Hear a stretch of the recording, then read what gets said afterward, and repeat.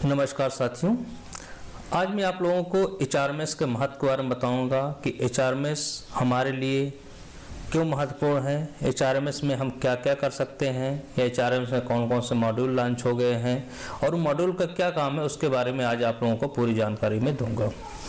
सबसे पहले आप लोग जानते हैं कि एचआरएमएस में एम्प्लॉय मास्टर, जिसमें कि आप लोगों के कर्मचारियों के बायोडाटा है, उनका पूरा पार्टिकुलर है, कम्युनिकेशन है, उनका पेमेंट से संबंधित पूरा डिटेल है।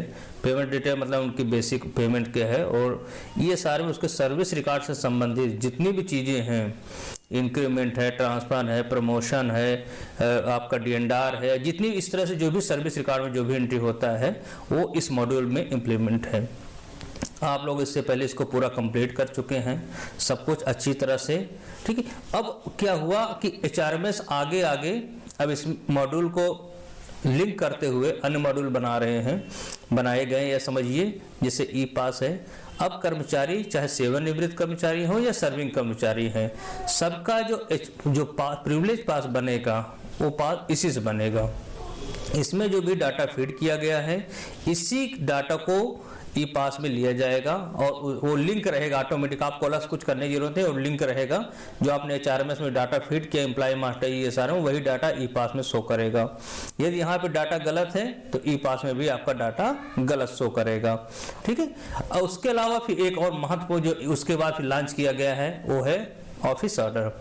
ऑफिस ऑर्डर जो आप लोग सर्विस रिकॉर्ड में एंट्री करते थे कि पहले ऑफिस ऑर्डर निकालते थे, फिर एंट्री करते थे, फिर फिक्सेशन करते थे, वो सारा कार्य अब आपके ऑफिस ऑर्डर मॉड्यूल में होगा। मतलब आप यदि मान लीजिए आपके पास 100 एम्प्लॉइयों का आपको प्रमोशन करना है तो 100 ऑफिस कर्मचारियों का ऑफिस ऑर्डर एक ही इसी मॉड्यूल में एक साथ आप जो है निकाल देंगे। जैसे आपने ऑफिस ऑर्डर इस मॉड्यूल के माध्यम से एचआरएमएस से निकाला तो वो क्या होगा, डिजिटली साइन होगा और सीधा ये अपडेट हो जाएगा कहाँ पे, ईएसआर में। आपको अलग से ईएसआर में लिखने की जरूरत नहीं पड़ेगी, जो कि अभी हम लोग मैनुअली लिखते हैं, वो हमें लिखने की जरूरत नहीं पड़ेगी। वो सीधा क्या नाम है आपका एचआरएमएस में ही अपडेट हो जाएगा, उसका पे फिक्सेशन में अपडेट हो जाएगा, आपका उसका पोस्टिंग ऑर्डर भी अपडेट हो जाएगा, जो भी चीज़ें हैं सब ऑनलाइन अपडेट हो जाए, उसके आपको कुछ करने की जरूरत नहीं है। जो कि हम लोगों से बहुत सारी एम्प्लॉय शॉर्टेज या जो भी कर्मचारी शॉर्टेज, डीलर शॉर्टेज या जो भी समझ लिए मैनुअल में रहती, तो सारी चीज़ें इसमें नहीं रहेंगी। फिर आपका आया ईएपीआर। ईएपीआर अभी तक ऑफिसरों के लिए स्पैरो सॉफ्टवेयर था, उसके माध्यम से उनका जो भी डाटा था वो मेंटेन होता था, उनकी एपीआर बनाई जाती थी।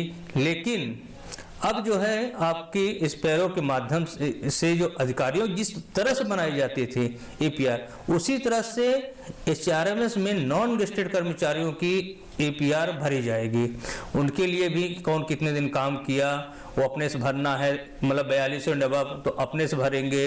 उनका सुपरवाइजर कौन है, ऑटोमेटिक उसमें फॉरवर्ड हो जाएगी। सुपरवाइजर ने रिमार्क दिया तो ऑफिसर से फॉरवर्ड हो जाएगा, या 1800 का है या 1900, जो भी जिस लेवल पे था सेम वही प्रक्रिया यहाँ पर एचआरएमएस के लिए कर्मचारियों के लिए बनाई गई है ईएपीआर मॉड्यूल के माध्यम से।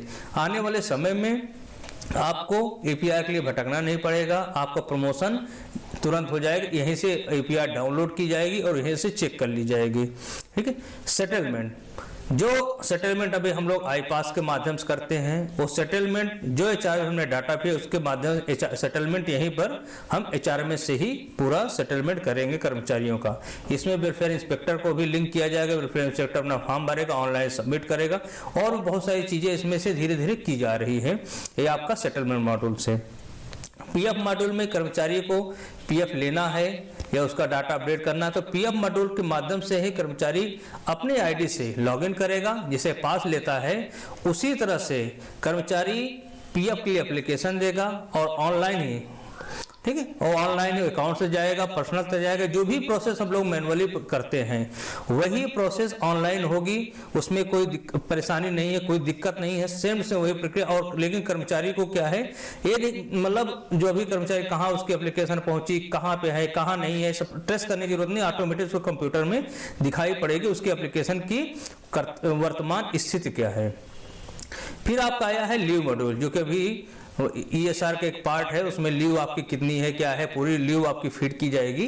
आने वाले समय में कर्मचारी की जो अटेंडेंस है वो इसी पे जो है बनेगी, कर्मचारी का अटेंडेंस इसे फीड की जाएगी लास्ट मंथ में और यहीं से उसका लीव अपडेट हो जाएगा। मान लीजिए कर्मचारी को लीव इनकैशमेंट लेना है तो लीव मॉड्यूल में उसका लीव इनकैशमेंट फीड करेंगे, कितने दिन का, 10 दिन का डिडक्शन हो गया, ऑटोमेटिक वो आई पास में जाएगा डाटा और वहां से उसका लीव इनकैशमेंट का पेमेंट बन जाएगा। मतलब अलग से उसको कुछ करने की जरूरत नहीं है। एक सबसे अच्छा और आपके लिए है वो है एम्प्लॉइज सेल्फ सर्विस। इस एम्प्लॉइज सेल्फ सर्विस जो है, जैसा कि नाम से ही प्रतीत होता है कि एम्प्लॉइज सेल्फ सर्विस, जो अभी तक डीलिंग क्लर्क जो हमारे पास डीलिंग क्लर्क में एम्प्लॉइज जो पर्सनल के हैं या इंजीनियरिंग के जो भी हैं, जिनके पास सर्विस रिकॉर्ड था, उन्होंने जो जो डाटा, जो जो टैब एम्प्लॉय मास्टर में अवार्ड है, पनिशमेंट है, ट्रांसफर, पोस्टिंग, बायोडाटा, जो भी जितने भी मॉड्यूल हैं, वो सारे मॉड्यूल जो नॉन सेंसिटिव नहीं है, जो डाटा उसमें जो फील्ड सेंसिटिव नहीं है, उनके अलावा लगभग सभी पावर एम्प्लॉइयों को दे दी गई है कि एम्प्लॉय अपना बायोडाटा चेक करें, चेक करने के बाद उस बायोडाटा को करेक्ट करें, करेक्ट करके वो सबमिट करेंगे अपने डीलिंग क्लर्क को। मतलब पहले अभी तक HRMS मॉड्यूल में क्या था, जो ऐप बना हुआ था उस ऐप में था कि कर्मचारी रिमार्क देता है कि मेरा डाटा सही कर दिया जाए, लेकिन इस ऐप के माध्यम से कर्मचारी अपना डाटा खुद सही करेगा और सही करने के बाद वो सबमिट हो जाएगा डीलिंग क्लर्क के पास। डीलिंग क्लर्क उसको चेक करेगा और चेक करने के बाद फॉरवर्ड कर देगा अपने वेरिफिकेशन अथॉरिटी सुपरवाइजर के पास, सुपरवाइजर उसको फॉरवर्ड कर देगा एक्सेप्टिंग अथॉरिटी के पास। ये सबसे इंपॉर्टेंट है कर्मचारियों के लिए। कर्मचारियों से ये अनुरोध है कि इस मॉड्यूल को अच्छी तरह से समझ ले, क्योंकि आप अपना बायोडाटा एक बार अपडेट कर लीजिए अच्छी तरह से, क्योंकि जब आप बायोडाटा अपना अपडेट कर लेंगे, क्योंकि अब आप दूसरों पे आप दोष नहीं दे सकते कि मेरा बायोडाटा गलत है, क्योंकि आप खुद अपडेट कर रहे हैं अपना अच्छी तरह, लेकिन इसमें कोई भी करेक्शन करना है विथ डॉक्यूमेंट्स आपको अपलोड करना पड़ेगा। यदि आपकी पत्नी का नाम गलत है, डेट ऑफ बर्थ गलत है, बच्चे का नाम है, बच्चे का डेट ऑफ बर्थ गलत है, तो आप इसमें डॉक्यूमेंट्स अटैच करेंगे, क्योंकि यदि आपने डॉक्यूमेंट्स अटैच नहीं किया है तो डीलिंग क्लर्क आपका है वो आपसे संतुष्ट नहीं होगा और आपको रिटर्न कर देगा और उस कंडीशन में आपका डाटा अपडेट नहीं होगा। यदि आपको पास लेना है तो पास भी आप नहीं ले पाएंगे। पीएफ एडवांस से उसमें ऐसा लगता है कि आपका गलत है, पीएफ में कोई ऐसी चीजें हैं या जो भी इस सॉफ्टवेयर से लिंक होगी और आपने अपडेट नहीं किया है तो उसके आप भी दोषी होंगे। डीलिंग क्लर्क तो अपनी इस तरह पे अपना काम कर रहा है, लेकिन एम्प्लॉइज सेल्फ सर्विस आपके लिए दी गई है कि आप उसको अच्छी तरह से सही करें और पूरी तरह से डीलिंग क्लर्क पर डिपेंड न रहे कि आप खुद पढ़े लिखे हैं, समझदार हैं, आप अपने इसमें जितने भी बायोडाटा में आपको फील्ड आपको एक्सेस के लिए दी जा रही, सही करने के लिए दी जा रही है, आप उस फील्ड को सही करिए और संबंधित डॉक्यूमेंट जो भी मांगा जाता है, मान लीजिए आपने डिपेंडेंट में लिख दिया मदर में डिपेंडेंट है, तो मदर डिपेंडेंट कब मानी जाएगी, उसकी एक सोर्स ऑफ अर्निंग कितनी है, उसको पेंशन कितनी मिल रही है, वो आप डॉक्यूमेंट्स उसमें अपलोड करेंगे, ठीक है, जिससे डीलिंग क्लर्क को सिद्ध हो सके, सिद्ध पता कर सके कि आपके मदर वास्तव में आपके डिपेंडेंट है, मेडिकल के लिए भी डिपेंडेंट है, पास के लिए भी डिपेंडेंट है। जो भी रूल रेगुलेशन है वो आपका डीलिंग क्लर्क चेक करेगा तभी एक्सेप्ट करेगा, अदरवाइज आपको वो डाटा रिटर्न कर देगा। तो इस प्रक्रिया में क्या है, यदि एक बार रिटर्न हो गया तो आपके लिए का भी टाइम बेकार होगा और डीलिंग क्लर्क का भी टाइम बेकार होगा। मतलब यह हुआ कि आप दोनों लोग परेशान हुए, इसलिए आप लोग एक बार डाटा फीड करिए, अच्छी तरह से फीड करिए और इस HRMS का आनंद लीजिए। इतना अच्छा सॉफ्टवेयर है कि जिससे कि आने वाले समय में आपकी सारी समस्याओं के हल जो है यहाँ पर खत्म हो जाएगा।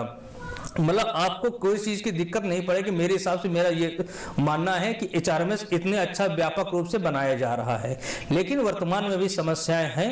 आप उन समस्याओं की इग्नोर करिए, जो भी है आप अपने डीलिंग क्लर्क से, सुपरवाइजर से, वेलफेयर इंस्पेक्टर से संपर्क करिए और एम्प्लॉय सेल्फ सर्विस के आधार पे आप अपना डाटा अपडेट करिए। धन्यवाद।